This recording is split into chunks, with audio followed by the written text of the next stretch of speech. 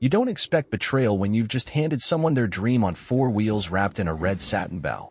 But I suppose that's the kind of blind optimism you only get after 2 decades of convincing yourself that loyalty could be bought, or worse, earned, by working yourself to the bone.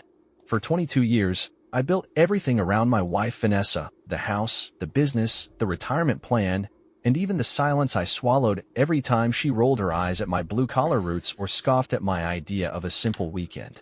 She was always drawn to polished things, 5-star hotels, designer handbags, vacations that required vaccinations, and I was proud that I could provide them, even if it meant putting in 12-hour days and missing holidays to keep the cash flowing. When the opportunity came to sell a portion of my construction firm to a larger conglomerate, I saw it not just as a business win but as a chance to finally show her that I still saw her, still adored her, and still believed we had a second act waiting if I could just spark it right. Her 45th birthday was the perfect occasion, and God help me, I went all in. I told her I'd be working late that evening, which wasn't a lie, technically. I'd spent 2 hours at the dealership finalizing paperwork for the exact model she'd been drooling over for years. Obsidian black Mercedes E-Class Cabriolet, deep red interior, panoramic sunroof, every package they offered. The kind of car that doesn't just turn heads, it arrests them. I had it parked at the edge of our driveway when she got home, engine still purring like it had a secret, and I'll never forget the way she froze when she saw it, lips parted, hand fluttering to her chest like she'd just witnessed a proposal. For one brief second, I actually believed I'd won her back. Whatever had been pulling her away lately, whatever cold wall had grown between us in bed and at the dinner table, I thought maybe this would melt it. She jumped into my arms, sobbed into my shoulder, and called me the most thoughtful man on earth. That night, she made love to me like she hadn't in months, and for a moment I was fool enough to think I'd hit the reset button on our marriage. But here's the cruelest part. Sometimes, when people cry tears of joy, it's not about what they've received, but about how much easier it's going to be to lie now. Looking back, the warning signs were all there, hidden in plain sight like rot beneath a perfect coat of paint. The long showers with her phone clutched in one hand, the sudden obsession with spin classes at a gym 20 minutes out of town, the way she kept insisting that her life was just so stressful, despite barely working 10 hours a week. But back then, all I saw was the sparkle in her eyes as she peeled out of our driveway in a car with my name on the title and her secrets hidden deep in the glove box. I had no idea that I hadn't just given her the best gift of her life. I just financed the transportation for the man who would destroy mine. It's a strange kind of cruelty, how silence can scream louder than words, how the absence of touch can ache more than a slap, and how a bed meant for two can feel colder than a winter motel room when the person lying next to you becomes a stranger wrapped in your wife's skin. After the Mercedes, I thought things would shift, hell, for about a week. They did. She'd flash that showroom smile, kiss me goodbye in the mornings like she meant it, and take selfies with the car like it was the real object of her affection. But slowly, and then all at once, the temperature dropped. First came the excuses. She was tired from Pilates, stressed from planning her sister's engagement party, worn out from the pressure of managing her mental health. Then came the locked doors, not literal ones at first, but the metaphorical kind. Phones clutched tight under pillows, laptops snapped shut when I entered the room, a strange hush falling over her voice whenever I came near. The intimacy that once felt like the quiet center of our marriage eroded without warning, replaced by a sterile routine of separate schedules, brief conversations, and nights that ended with her crashing early. In a silk robe I hadn't seen her wear since our honeymoon in Aruba. I'd climb into bed only to find her already curled up, facing the wall like it was offering her more warmth than I ever could. It wasn't just the sex, though that vanished so suddenly it felt like a punishment, but the absence of everything that once made us us. No more surprise lunches, no more running her fingers across my back when I passed by, no more laughing at shows we both pretended to enjoy. What replaced it all was a rehearsed monotony. A woman who looked like my wife, lived in my house, and spoke to me like I was a client she didn't particularly like. The part that gnawed at me most wasn't even the distance, it was how practiced she'd become at performing normal. Every smile at dinner felt scripted. Every "I love you" sounded like she was reading it off a card, and every time I tried to ask what was going on, she'd sigh, tilt her head, and mutter something like, "You're overthinking again, babe." And maybe I was, or maybe, deep down, I already knew what I was starting to admit but couldn't quite face yet. The woman I had built a life around wasn't just slipping away, she was already gone. And in her place was someone hiding something behind locked screens and fake apologies. I just hadn't figured out what yet. but I would. Oh, I would. It started with something stupid, just a gym bag, tossed carelessly in the trunk of her car like it had been forgotten mid-escape. I was grabbing jumper cables one Saturday morning, planning to help an elderly neighbor whose battery had died, when I saw the edge of the bag peeking out beneath her beach towel and a pair of designer running shoes she'd never worn outside the house. I didn't think much of it at first. Vanessa had started this new fitness journey recently, all organic smoothies and boutique spin classes, but the smell hit me before the doubt did. It didn't smell like sweat or deodorant or even laundry detergent. It smelled like cheap cologne, something sharp and artificial that clung to the fabric in a way that didn't match anything I owned. That's when I opened the bag and found it, a second phone, cracked near the bottom corner but still powered on, tucked between a tiny bottle of perfume and a pack of breath mints she didn't think I knew she kept. I'm not a snoop by nature. I don't check phones, I don't tail people, and I sure as hell don't play the paranoid husband card, but this felt different, like a loose thread that was begging to be pulled. I hit the power button and the screen flickered to life, instantly displaying a text notification from someone saved as mkismark. Curiosity turned to dread in under a heartbeat. I didn't open the message. I knew better legally and emotionally, but right underneath the phone was a folded hotel receipt from a premium king suite. Dated for the exact night she told me she was staying over at her sister's place to help plan a bridal shower. It was a boutique place too, expensive, discreet, and across town from where her sister even lived. My hands were shaking before I even realized I was holding the receipt like it might explode. When I confronted her that evening, sitting at the edge of our kitchen island while she chopped cucumbers like nothing in the world was wrong, she didn't cry, deny, or even stutter. She blinked twice, stared at the receipt like she didn't recognize it, then tilted her head and asked me why I was going through her things. That's when it happened, the classic switch, like a magician pulling a rabbit out of a burning hat. Wow, she said, stepping back like I just slapped her. I can't believe you don't trust me. You think I'm cheating because I went to a spa hotel for some alone time? That's controlling behavior, and honestly, it's toxic. I'm allowed to take care of myself. And just like that, I went from suspicious husband to emotional abuser in the span of 10 seconds. But something in her eyes, cold, flat, calculating, told me everything I needed to know. She wasn't surprised that I found the evidence. She was surprised I'd had the spine to say something. There's a moment, somewhere between heartbreak and humiliation, when your brain stops spinning and starts clicking into place, not with grief, but with clarity so cold it makes your hands steady and your heartbeat slow. That's where I was the night after Vanessa flipped the narrative on me, accused me of being controlling, gaslit me so expertly I half wondered if I was going crazy. I sat in my workshop alone with a bottle of Eagle Rare I'd been saving for our anniversary and realized, with grim sobriety, that I needed to stop reacting and start documenting. So I did what any man who suspects his reality is being rewritten behind his back would do. I activated spy mode. The next morning, I called in sick, waited for her to leave for yoga or brunch or whatever lie she'd cooked up that day, and got to work on her car. I installed a high-end GPS tracker beneath the Mercedes chassis, perfectly tucked where no dealer would casually find it during a routine service. Then I cloned her phone, bought a burner device, synced it using a tool a buddy in IT had recommended, and suddenly, I had access to her calls, messages, and even app notifications in real time. But that wasn't all. I needed more than just breadcrumbs, I needed a hunter. That's when I called in a private investigator named Rick, a retired cop with a voice like gravel and eyes that looked like they'd seen every dirty corner of the human condition. I told him everything, no filter, no sugarcoating. He didn't blink. 2-day tail, he said, scribbling notes on a pad. Give me 48 hours, and I'll give you either closure or firepower. I gave him a photo of Vanessa, her work schedule, and a blank check with my signature.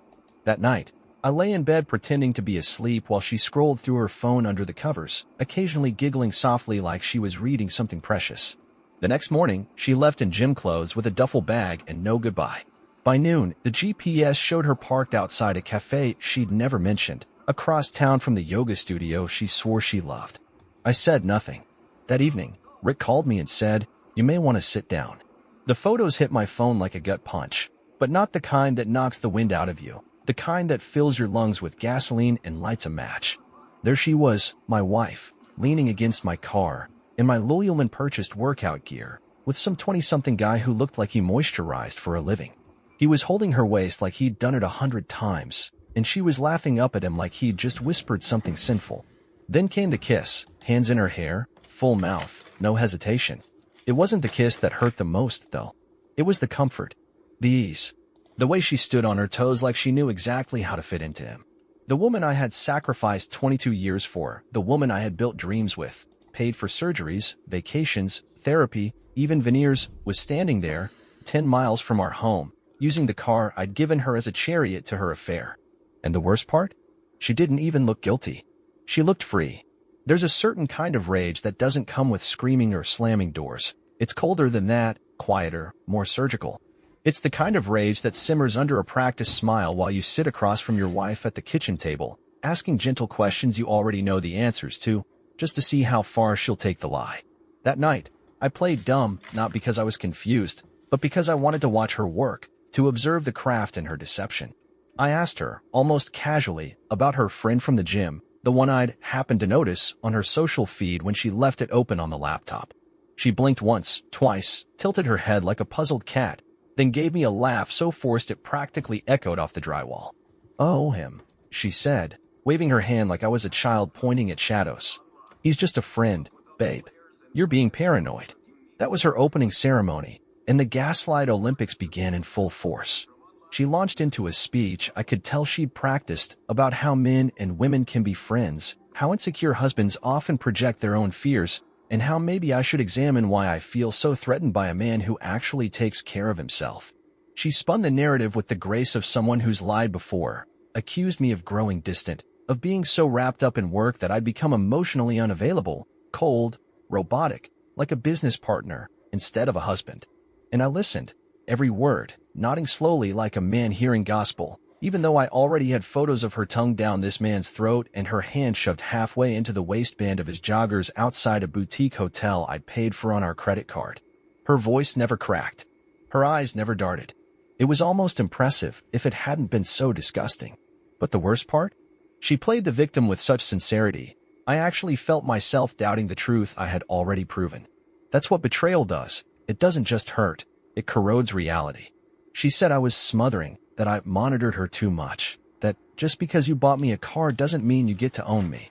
And in that moment, I realized I wasn't talking to my wife anymore. I was talking to a character she'd built, a mask she wore so long that she'd forgotten where she ended and the manipulation began.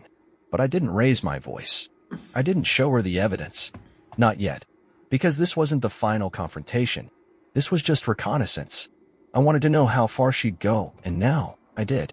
After a sleepless night of countless hours of reflection and angry, relentless research, I began quietly preparing for the inevitable divorce by meeting with reputable lawyers who specialized in high-stakes family disputes, transferring vital assets to ensure that what I had earned with my blood and sweat would be safeguarded, and even updating my will with the precision of a man who has learned the hard way that trust is a commodity with a volatile market value, all while maintaining an outward facade of normalcy that was meticulously designed to throw her completely off balance, so much so that even as I attended every dinner, every social gathering, and every routine domestic chore, I purposely acted more romantically than ever before in order to mask the storm brewing beneath the surface, a storm fueled by betrayal and disillusionment.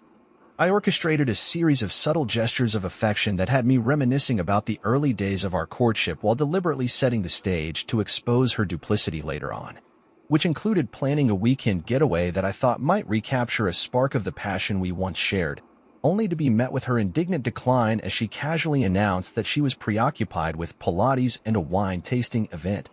Her tone too rehearsed and too dismissive to be believed, even though every fiber of my being knew that this was the perfect setup that confirmed my suspicions about her growing distance and that orchestrated apathy, which was meticulously designed to keep me in the dark about the secrets she had carefully crafted.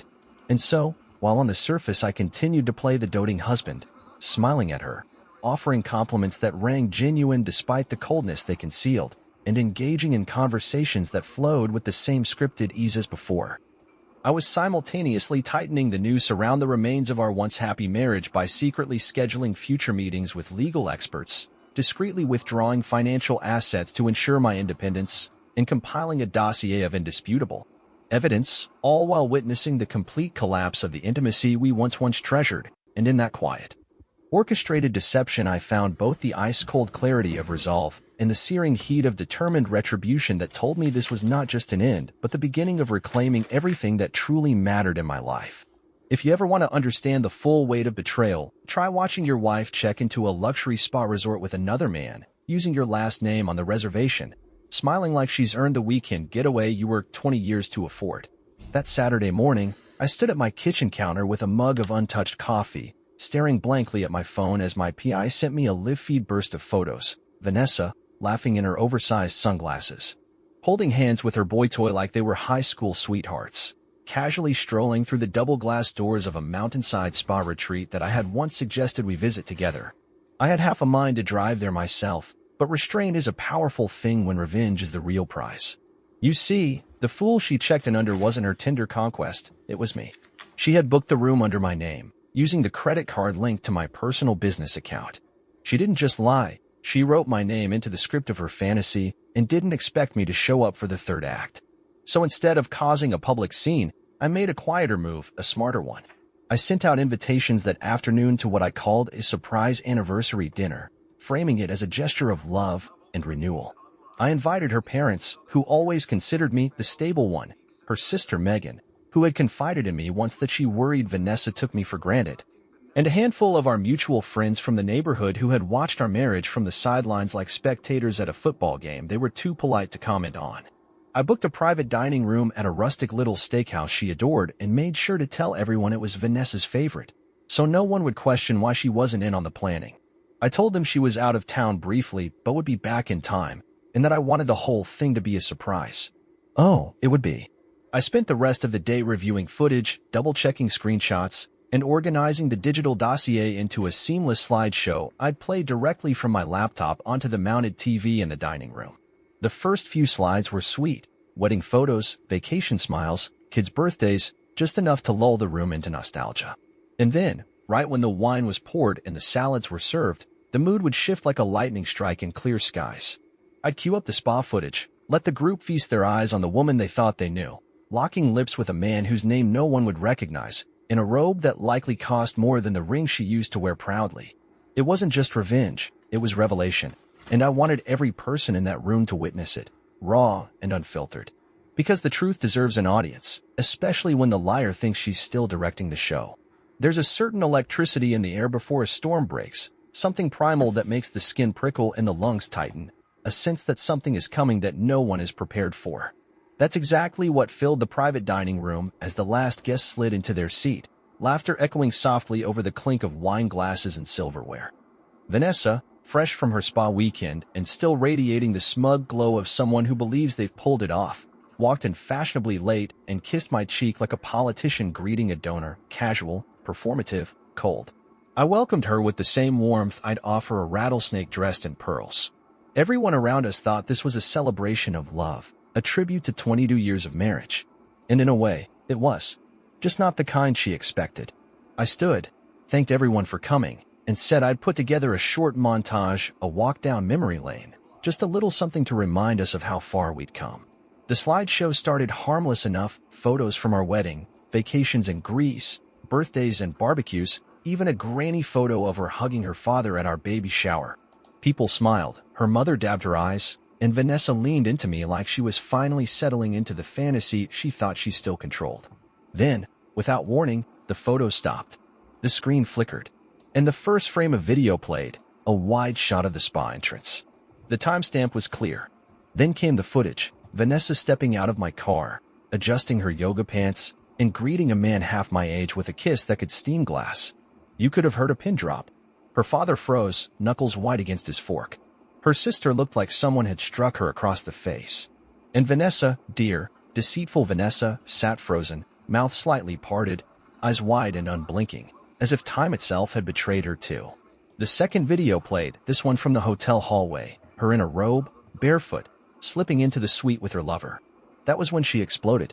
Her voice, normally so measured, cracked into a shrill screech about privacy and "how dare you," and "you're sick for spying on me." She launched out of her chair, knocking over her wine, trying to pull the power cord from the TV. And I, as calm as a surgeon in an operating room, reached into my jacket pocket, pulled out the divorce papers I'd been carrying for weeks. and slid them across the table to her with a smile so cold it could have frozen the flame on the birthday candle flickering in front of her untouched steak. "I hope the weekend was worth it," I said, loud enough for the room to hear. "It cost me $3,200 in 22 years. The papers are already signed. You just need to add your name at the bottom." It didn't take long for the carefully curated illusion of her new life to come crashing down around her like a mansion built on sand. Less than 2 weeks after the dinner detonation, I got the first message. 3 paragraphs of apologies, half confession, half manipulation. The kind of emotional vomit you expect from someone who suddenly realizes they've been left with nothing but their reflection. Vanessa begged for forgiveness, typing words like mistake, loneliness, and please don't throw away everything we've built, as if 22 years of loyalty could be balanced out by a spa weekend and a handful of crocodile tears.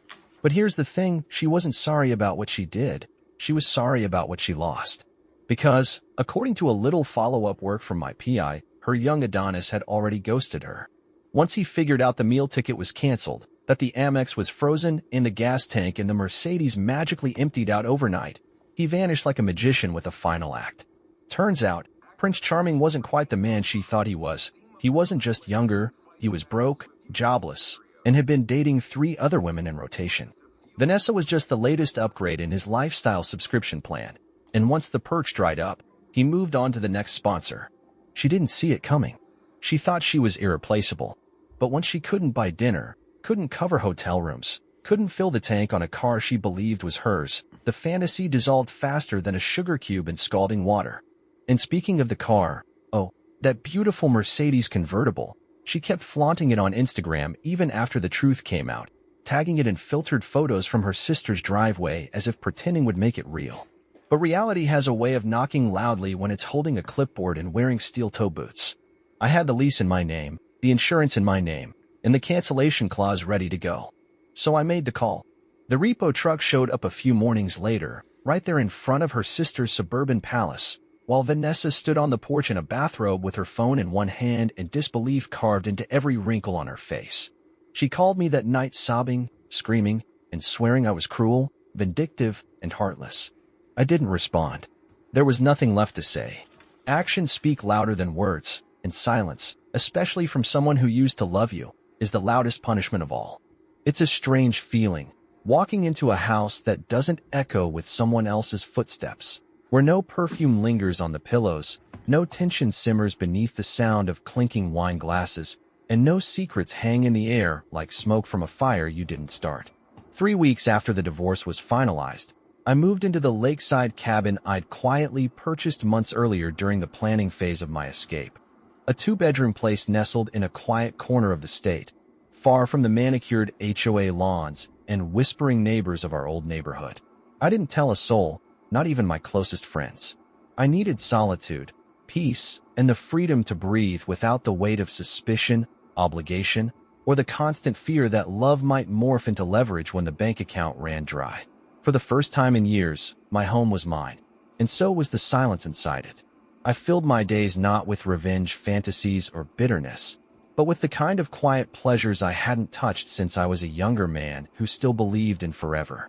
I pulled my father's old fly rod out of storage and spent entire mornings casting into the mist, not to catch anything in particular, but simply because the rhythm steadied my mind. I dusted off the '68 Mustang I'd left sitting under a tarp for over a decade and started wrenching on it every weekend, hands greasy, heart light.